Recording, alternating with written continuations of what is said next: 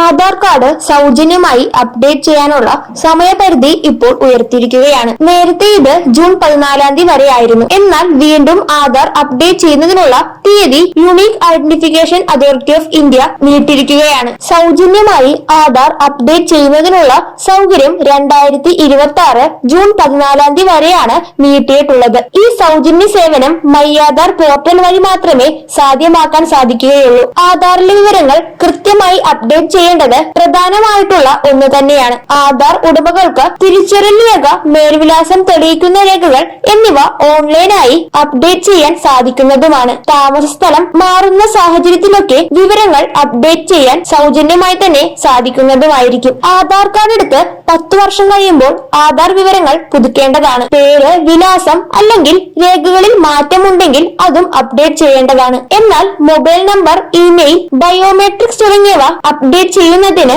Aadhaar enrolment centre സന്ദർശിക്കേണ്ടതുണ്ട്. ഇതുവഴി ചെയ്യുമ്പോൾ ഒരു നിശ്ചിത ഫീസ് ഈടാക്കുന്നതുമായിരിക്കും. സൗജന്യമായി ഡോക്യുമെന്റ് അപ്ഡേറ്റ് സേവനം മൈ ആധാർ പോർട്ടലിലൂടെ മാത്രമേ സാധ്യമാക്കാൻ കഴിയുകയുള്ളൂ. കൂടാതെ 5 വയസ്സിലും 15 വയസ്സിലും ബയോമെട്രിക്സ് ചെയ്യേണ്ടത് അത്യാവശ്യമായിട്ടുള്ള ഒന്ന് തന്നെയാണ്. 5 വയസ്സിലേത് 7 വയസ്സ് വരെ സൗജന്യമായി ചെയ്യാൻ സാധിക്കും. 15 വയസ്സിലേത് 17 വയസ്സ് വരെയും സൗജന്യമായി ചെയ്യാൻ സാധിക്കുന്നതാണ്. ആധാർ എൻറോൾമെന്റ് സെന്റർ വഴിയാണ് ഈ കാര്യങ്ങൾ ചെയ്യാൻ സാധിക്കുക. വിദ്യാർത്ഥികളും ആധാർ കൃത്യമായി പുതുക്കേണ്ടത് അത്യാവശ്യമായിട്ടുള്ള ഒന്ന് തന്നെയാണ്. പല ആനുകൂല്യങ്ങൾ ലഭിക്കുന്നതിനും ആധാർ കാർഡ് വളരെ പ്രധാനപ്പെട്ട രേഖയാണ്. കൂടാതെ ബാങ്കിംഗ് സേവനങ്ങളും പെൻഷൻ തുടങ്ങിയ ആനുകൂല്യങ്ങൾ ലഭിക്കുന്നതിനും ആധാർ കാർഡ് വളരെ പ്രധാനപ്പെട്ട രേഖ തന്നെയാണ്. മിക്ക സേവനങ്ങളും ആധാർ OTP